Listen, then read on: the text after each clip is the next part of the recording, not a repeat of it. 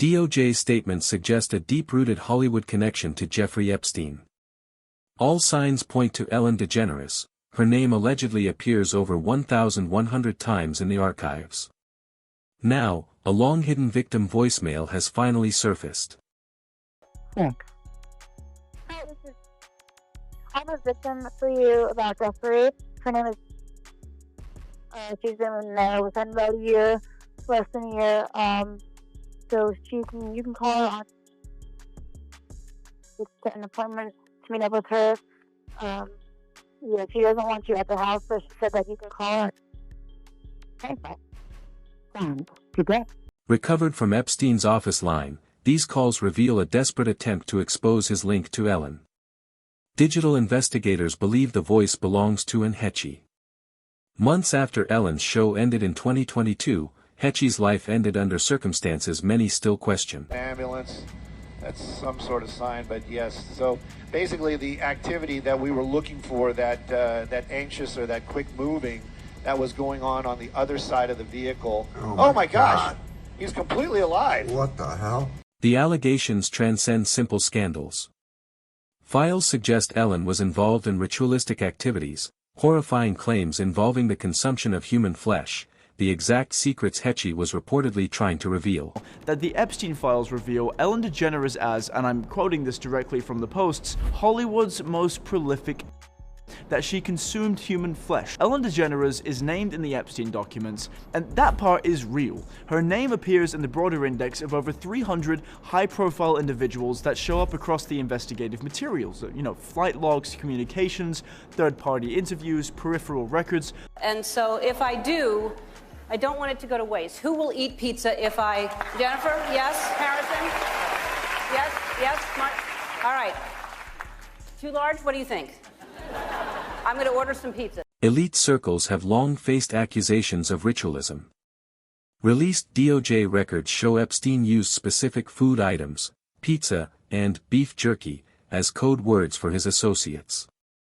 In context, these messages are anything but ordinary. The number one point is they're not talking about real jerky here. We know that. It's code for something. Right. And when you go through some of the other emails that talk about how to refrigerate it, where to store it, how many pounds it is and things like that, your brain goes to some of that Peter Nygaard type world type things. Absolutely. Now, I've seen these, and I have access to the the index emails as well. It's and I try to go through them when time allows.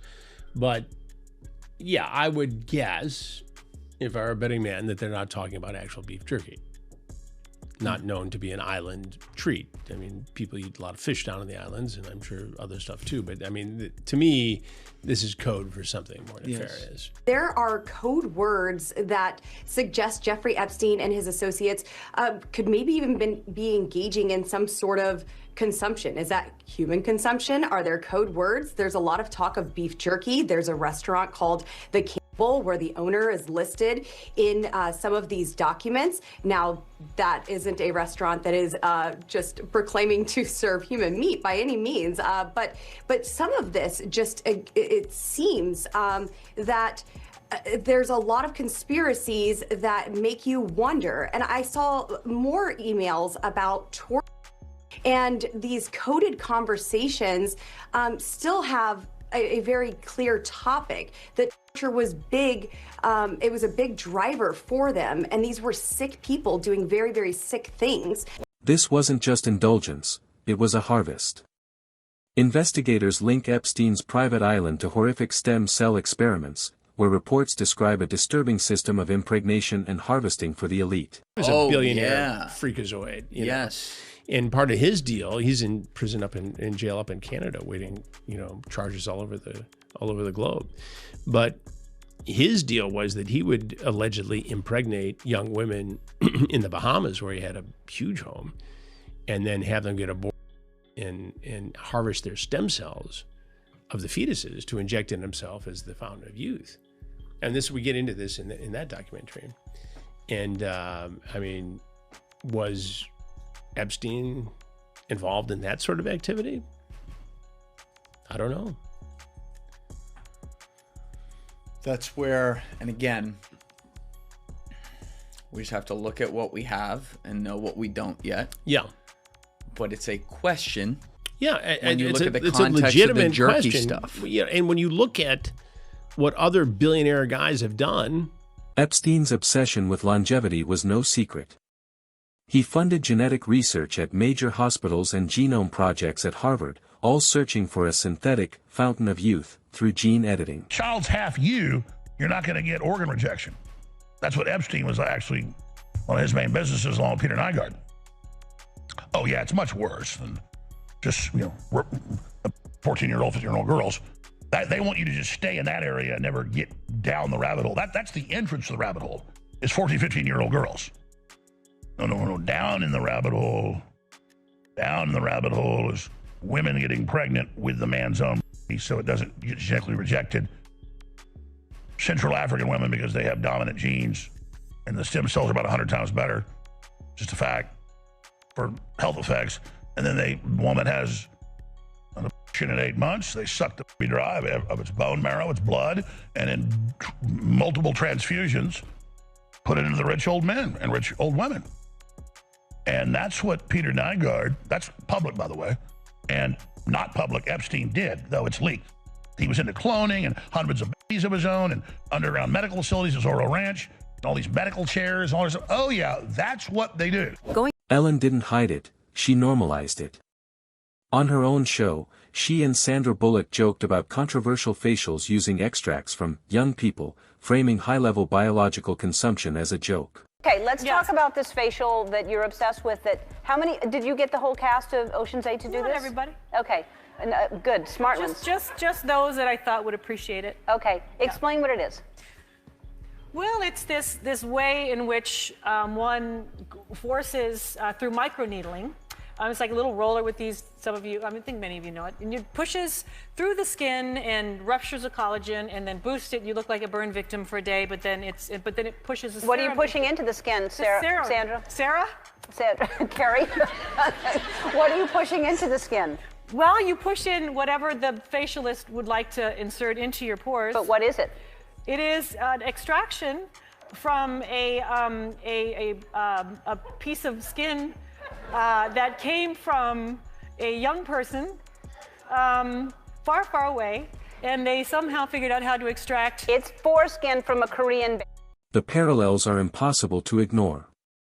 From set designs that mirrored Epstein's temple to occult symbols worn in public, critics argue Hollywood is flaunting its secrets in plain sight. Do you know that Ellen DeGeneres' stage set is exactly the same as on Epstein Island, with all the couches, the same colour, the same soft furnishings, palm trees, window, everything to the T. And I'm like, really? Yeah. Wow. Oh. Hey, and we're getting some up now. Getting some up now on our screen? Yeah, there's palm trees. You're right. But look at the backdrop behind her, striped building. No, Emma, there's palm nothing trees. to see here. So don't berate her. I'm not berating, I'm just saying. I'm going to look further. As Ghislaine Maxwell's case began, Ellen's empire vanished. Two key figures who could have testified, Twitch and Enhechi, died mysteriously within months of each other. A pattern or a cover-up? So according to a newly filed court document, Ghislaine Maxwell, the former associate of Jeffrey Epstein, she was convicted of trafficking, sentenced to 20 years in prison. She claims that 25 men, maybe friends, associates of the deceased financier, have been protected under secret settlements, secret deals, and that this information was not revealed to her during her trial. This is on top of what she claims are 4 other individuals, alleged co-conspirators, who were never charged. Obviously, I have thoughts. Is she telling the truth, particularly given her past, in light of what she's trying to do now? If this is true, number one, wow. And who are these people? What is a secret settlement? Can we ever find out? Can the public ever find out? So I'm made of questions. I'm bringing on an expert right now to tackle all of this. The final red flag, Ellen's permanent move to the UK. Following the DOJ's vow to release the full Epstein client list, she put her mansion on the market and fled the country. In May 2002, the Ellen DeGeneres show was canceled, and then 2 months later, Anne Hesh, Ellen's ex-girlfriend, was in a really bad car accident where she flew her Mini Cooper into someone's house and it caught fire. And what has never sat right with me is the cross comparison between the coroner's report and the actual aerial footage. The coroner's report says that she was unconscious until her death just from smoke inhalation and from being brain dead from the fumes in her brain. But if you look at the footage, she sits straight up, and that takes a conscious effort, I feel, but I'm not a scientist. I mean, I'm not a doctor. But the other thing is her other host, her co-host Twitch, died 4 months after that. And I just think that that's a suspicious amount of like close people around you dying in weird ways. But I don't know. Anyways, this is my driver. And I went to the Ellen show once, and she gave me Magic Mike Live tickets. Anyways. The victims' stories tell the real truth, and explain exactly why the co-conspirators are running.